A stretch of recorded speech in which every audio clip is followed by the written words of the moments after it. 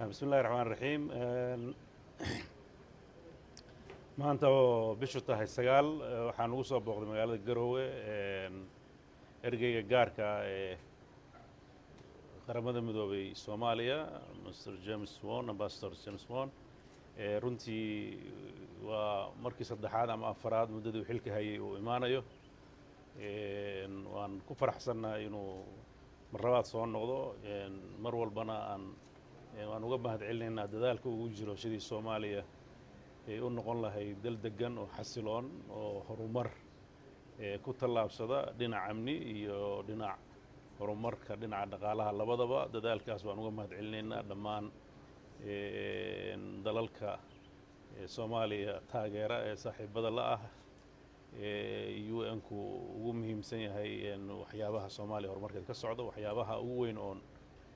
maanta aan ka wada hadalno waxay ahayd sidii dalka marxaladda uu ku jiro looga wada hadli lahaa marxalad runtii dad badan ay dhici karto inuu mugdi uga jiro ayaa la marayaa waxaan rajaynaynaa dadaaladaas iyo wada hadalladaas aan yeelanay iyo kuwa uu madaxda kale ee Soomaaliyeed meel kasta joogaan uu la yeelan doonaba inay qayb ka ahaato inuu yimaado isfaham ku dhisan habka dalka nabadiisu u soconayso dalka doorashooyin lagu wada qanacsan yahay uga dhici lahaayeen oo runtii ku yimaado waqtigeeda loo ilaalin lahaa dhaqanka xeerarka iyo waxyaabaha dadku ku heshiiyey loona heli lahaa xal siyaasadeed waxyaabaha hadda lagu kala aragti duwan yahay marka kulan aad u wanaagsan waqti dheer qaatay buu ahaa waan ku faraxsanahay sida aan afkaarta iyo hadallada isku weydaarsanay waxaan rajaynaynaa inuu mid dhalo soo dhawow Mr. James. Your Excellency, Mr. President, members of the press, good morning, good afternoon. It's a pleasure to be back in Garowe on one of my regular visits to federal member states. In my meeting today with President Deni and his cabinet, we discussed a range of local and national issues related to economic development, democratization, and security. I note progress that's been made in preparation of the new Puntland Development Plan, and I want to assure everyone that the United Nations team here has been engaging and looks forward to supporting this plan. I also want to note that we're well aware of the work of the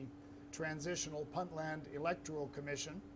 as the Puntland government acts to implement its commitment to democratization and holding local elections, and we're encouraged by those commitments. I also want to take this opportunity to note our continued focus on the need to halt the recurrent violence in Seoul and Sanag, create space for peace-building activities, and ensure conditions that would allow for help to the local population. President Deni and I had the opportunity to discuss progress and remaining challenges related to 2020 national priorities, which include debt relief, one person, one vote elections, strengthening security, and finalizing the federal constitution. I urged an active and constructive role for Puntland in supporting and advancing all of these priorities. I also shared the international community's real concern about the risks posed by the current political impasse between the federal government and some federal member states. It's the view of the United Nations that Somalia's leaders must urgently come together in a spirit of national unity to overcome differences and find consensus on how best to move forward in the interests of the Somali people.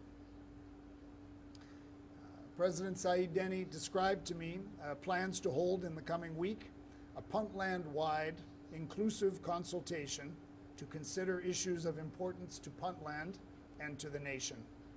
I look forward to learning of the outcome of this initiative, and I hope that it may contribute to discussions of advancing federalism based on Somalia's provisional federal constitution and the Puntland Constitution. Once again, I thank President Saeed Deni, his government, and the people of Puntland for their warm welcome during my visit. Thank you, sir.